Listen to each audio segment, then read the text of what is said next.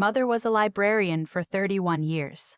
The same branch. The same desk near the back window where the light came in wrong in the afternoons, and she kept a piece of cardboard taped to the glass every summer. She drove the same route to work. She packed the same lunch. She wore her hair the same way she had since I was in the 3rd grade. She was not a woman who announced herself. When she retired, her co-workers threw a small party in the reading room. Punch-in paper cups. A grocery store cake with her name spelled out in blue frosting. She told me about it on the phone that night like it was someone else's story. They were very sweet, she said. The new girl cried a little. She did not mention whether she had cried. She died 14 months later. Ovarian cancer, stage 4, found late, the way it usually is. She had known for 6 months before she told me. By the time I flew home to Dayton, she was already past the point where treatment was a real conversation. My brother drove down from Columbus the day she died. He stood in the hospital hallway with his jacket still on and said, "What did she have?" He meant money. I knew what he meant because it was the first question he asked, and he asked it before he went in to see her. I did not have an answer. I did not think there was much to have. The funeral was small. My mother had not kept close friends in the way that fills a room. She had acquaintances, colleagues, the woman from her book club who brought a casserole to the house and then left quickly. My brother and I stood at the grave in March, cold, with maybe 20 people behind us, and I remember thinking that this was exactly what she would have wanted. No fuss, no speeches, just the thing done properly. A woman approached me afterward. She was older, maybe 70, with silver hair and the particular kind of posture that suggests someone who spent decades in rooms where posture mattered. She waited until most people had moved toward the parking lot. She did not offer condolences the way everyone else had, that practiced tilt of the head, the hand on the arm. She said, "Your mother spoke about you. She said you were the patient one." I did not know what to do with that. She reached into her coat pocket and handed me a card. It was heavy stock, cream-colored, with a name printed on it and a phone number. Nothing else. No title. No address. "Call that number," she said. "Tell them Loretta's daughter is ready. They'll know what to do." I looked up. I wanted to ask who she was, how she knew my mother, what any of this meant. But she was already walking away, and something in the way she moved made me feel that asking would have been the wrong thing. My brother appeared at my shoulder. "Who was that?" "I don't know," I said. He looked at the card. "What does it say?" I folded it and put it in my pocket. "Nothing," I said. "Just someone from her book club." I don't know why I lied. Something made me want to keep it for myself, at least until I understood what it was. I sat with the card for 2 days. I put it on the nightstand and looked at it before I fell asleep. I turned it over in the morning like there might be something new on the back. The name printed on it was a man's name, and the number had a Cincinnati area code, not Dayton, not anywhere I could place in connection with my mother's life. I called on a Wednesday morning. I was sitting in my mother's kitchen, still wearing the clothes I'd slept in, a cup of coffee going cold in front of me. A woman answered on the second ring. Professional. Calm. I said, "My name is..." My mother was Loretta Marsh. I was told to call this number and say that her daughter is ready. There was a brief pause, not the pause of confusion, the pause of someone finding the right file.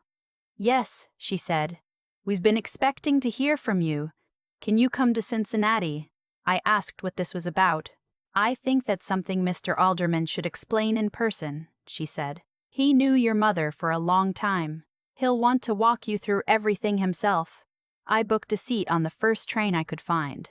My brother called that night. He asked if I'd found anything in the house yet. Documents, accounts, anything. I told him I was still going through things. He said, "She must have had some kind of pension from the library. 30 years is 30 years. I agreed that 30 years was 30 years. I did not tell him about Cincinnati. I know how that sounds. I know it sounds like I was hiding something from him, but I had watched him stand in a hospital hallway with his jacket still on and ask about money before he walked into the room where our mother was dying.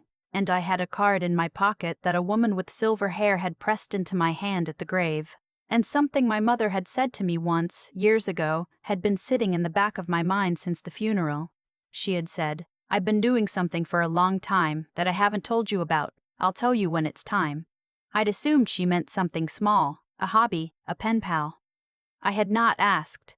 I had let it sit because my mother was not a woman who was pushed, and I had grown up understanding that.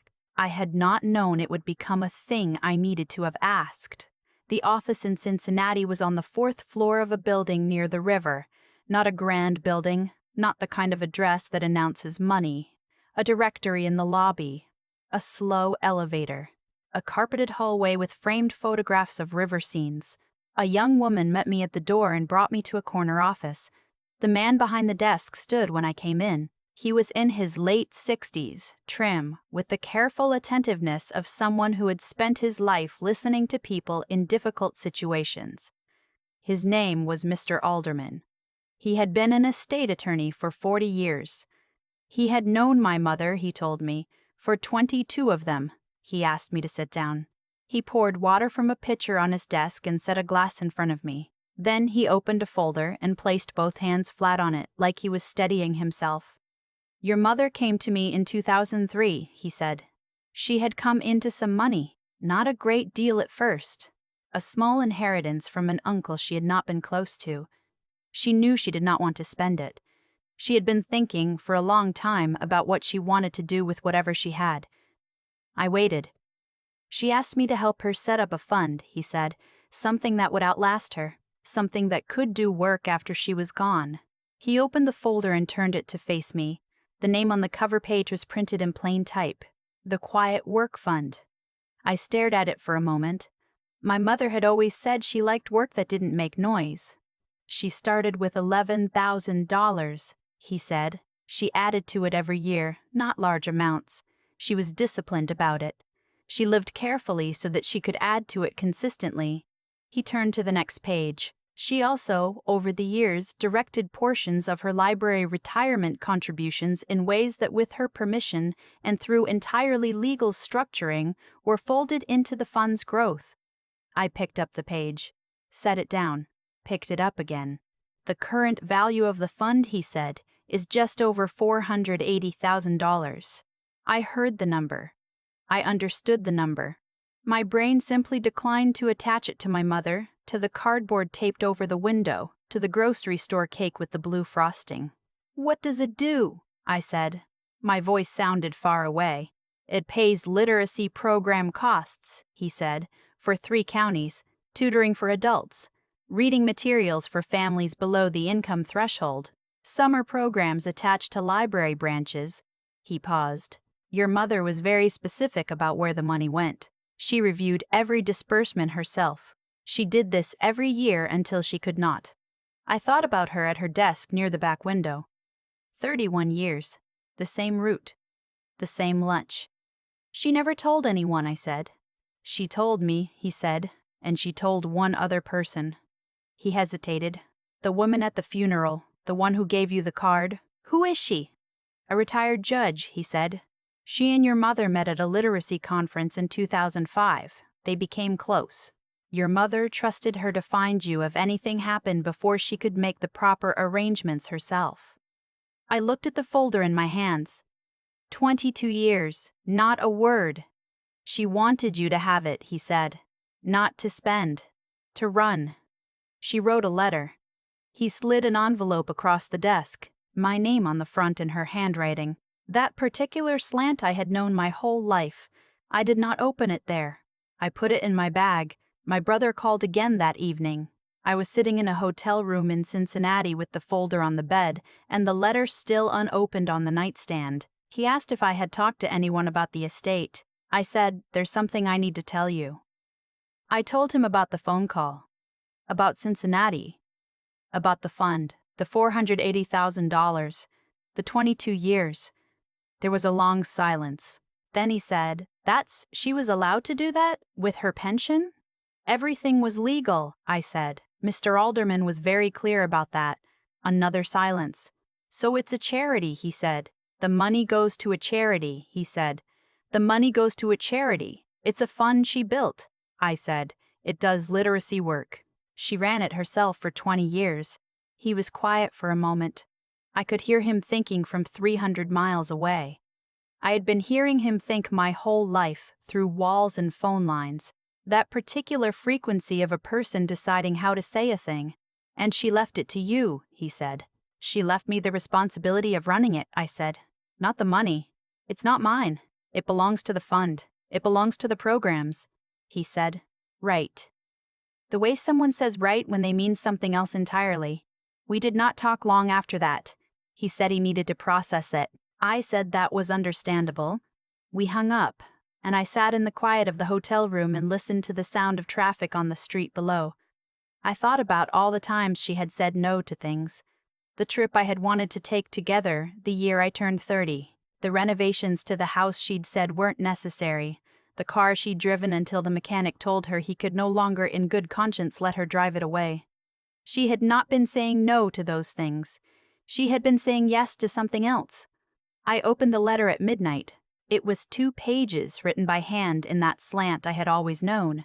She did not start with, I love you, because that was not how she wrote. She started with facts. She explained the fund. She explained why she had never told me. She said that she had not wanted it to change how I saw her ordinary life, because she believed that the ordinary life was the point. The fund was not a secret from shame. It was a secret from conviction. She had not wanted recognition. She had wanted the work to happen without her name attached to it. Near the end of the 2nd page, she wrote, I chose you because you understand that things done quietly are not done less completely. Your brother is not a bad person, but he would have had opinions, and I needed the work to be free of opinions. I read that sentence 3 times. Then she wrote, there is a woman named Carrie who has been my program coordinator for 11 years. She knows everything. Call her before you call anyone else. She will teach you what I could not. She signed it with her first name, the way she sometimes did in cards when I was growing up, because she said that mothers were people too and people had names. I folded the letter and put it back in the envelope. I did not sleep much. I lay in the hotel room and looked at the ceiling and thought about 31 years of the same desk, the same route, the same window with the cardboard taped over the corner. I thought about $11,000 in 2003 from an uncle she had not been close to, and a woman at a literacy conference the following year who became close enough to be trusted with the last errand. I thought about my brother saying right in that way he had. I thought about her not wanting the work to be full of opinions. I called Carrie the next morning before I checked out of the hotel. She answered immediately and spoke with the easy authority of someone who had been waiting for this call for a while and was relieved it had finally come. She told me that my mother had missed only 3 disbursement reviews in 22 years. 2 were when I had surgery in my mid-20s and my mother had come to stay with me. 1 was the month she received her diagnosis. She never told us why she missed that one, Carrie said. We found out later. I asked her what my mother had been like to work with. She was quiet for a moment. Exacting, she said. She read every report. She pushed back when she thought we were being sloppy with language, with numbers. She cared a lot about accuracy. A pause. But she was never unkind. She took the work seriously. She took the people it was for seriously. I asked if the programs were in good shape. They're solid, she said. But they need someone at the top who will fight for them. Your mother fought quietly, but she fought. I looked out the window at the river below. A gray morning. A barge moving slow. I'll come back, I said. I'll need a few weeks to handle things at home, but I'll come back. Good, she said. Simply, like she had not expected any other answer. My brother came to Dayton the following weekend to help clear out the house. We worked mostly in silence. He was not cold exactly, more careful. Like he was trying to locate a feeling and couldn't quite find it. On the 2nd afternoon, he was in her study and I was in the kitchen and he called me in. He was standing at her desk, holding a small notebook. He held it out to me without speaking. It was a log, column by column. Dates, amounts, programs, notes. Her handwriting. Every year going back to 2003. He stood there for a long time looking at it. She never said anything to me either, he said. I know you think. He stopped. I know what I said at the hospital. I know how it sounded. I've thought about it. I waited. I just didn't think she had anything, he said. I didn't think there was anything to her that I hadn't already seen. He set the notebook down carefully. That's a bad thing to think about your mother. I didn't tell him it was fine. It wasn't fine, and he knew it wasn't fine, and I think he needed to sit with that rather than have it lifted from him too quickly. What I said was, she left you something too, it's in the letter. He looked at me. She left a sentence about you, I said. I'll show you. I didn't show him that day. I waited until he was ready to be shown, but I watched something in his face change just at the mention of it, some tension he'd been carrying since the hospital hallway. The idea that she had thought about him, that he had been in her mind when she was writing, that turned out to be the thing he needed most. I went back to Cincinnati 6 weeks later. I met with Carrie in person for the first time, in the office near the river, in a chair I think my mother had sat in many times.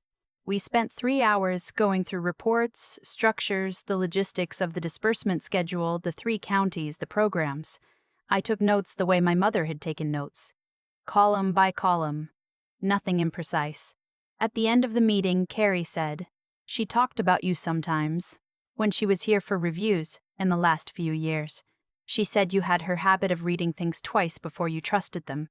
I laughed. It was the first time I had laughed since the funeral. "She meant it as a compliment," Carrie said. "I know," I said. "That's exactly why I'm laughing. I think about the woman at the grave sometimes. The retired judge with the silver hair and the good posture. I've thought about looking her up, calling her, asking her to tell me what my mother was like at that literacy conference in 2005, what she said, what she was wearing, whether she laughed. I haven't yet. I will. There is a photograph of my mother on my desk now. Not a formal one. A candid someone took at a library event, probably 15 years ago. She is standing near a shelf looking at something just off to the left of the camera. She is not performing anything. She looks like a person doing the thing she decided to do with her time on Earth. 31 years of the same window. The cardboard taped to the corner every summer. 22 years of a fund that never had her name on it. The Quiet Work Fund. Of course. Of course that's what she called it. I try, now, when I read the reports, when I sit with the numbers and the program updates and the letters from tutors and the notes from families, to read everything the way she read it, twice before trusting it, with the understanding that the work is the point and the name attached to it is not. She built something in the spaces between what everyone else saw. She built it out of $11,000 and 31 years of packed lunches and a car that ran until it couldn't. She built it so carefully and so quietly that the people who knew her best had no idea it existed. I think that was not an accident. I think she built it that way on purpose because she understood something I am only beginning to understand now, that the things which last are usually the things that were never trying to be seen. The wind came through the trees at the edge of the cemetery the day we buried her. I remember it because it was the first warm thing I had felt all morning. I didn't know what it meant then. I think I know now. I've been thinking about cause and effect a lot lately, not in a grand philosophical way. Just the quiet, persistent kind of thinking that happens when you're sitting at a desk that used to belong to someone else, reading reports they prepared for 22 years without telling a soul. My mother made a choice in 2003. A small inheritance, $11,000, an uncle she hadn't been close to. Most people would have fixed the kitchen, taken a trip, let it sit in a savings account and feel vaguely comfortable. She did none of those things. She made a decision about what kind of person she wanted to be, and then she spent the next 2 decades being that person, without announcement, without expectation of recognition, without ever once asking anyone to notice. That decision, that single, quiet act of intention, is why literacy programs are still running in 3 counties. It's why Carrie had a job she believed in for 11 years. It's why I'm sitting at this desk now instead of somewhere else wondering what I'm supposed to do with my life. The thing about integrity is that it compounds. People talk about money compounding, interest on interest, growth over time. But character does the same thing. Every year my mother reviewed those disbursements carefully, pushed back when the language was sloppy, asked the hard questions about where the money actually went. Every one of those acts made the next one easier and more natural. She became, incrementally, a person who could not have done it any other way. The discipline wasn't a burden she carried, It was who she was. And I think about my brother standing in that hallway with his jacket still on, asking about money before he walked through the door. I don't say that to condemn him. He knew afterward what he had done. He stood at her desk holding that notebook with 22 years of columns, and he said out loud that it was a bad thing to think about your mother. That took something. Not everyone can look directly at the worst version of themselves and name it plainly. What I've learned, what I'm still learning, is that intelligence without direction is just noise. My brother is not an unintelligent person. But in that hallway, his mind went immediately to the most obvious question and missed the only one that mattered.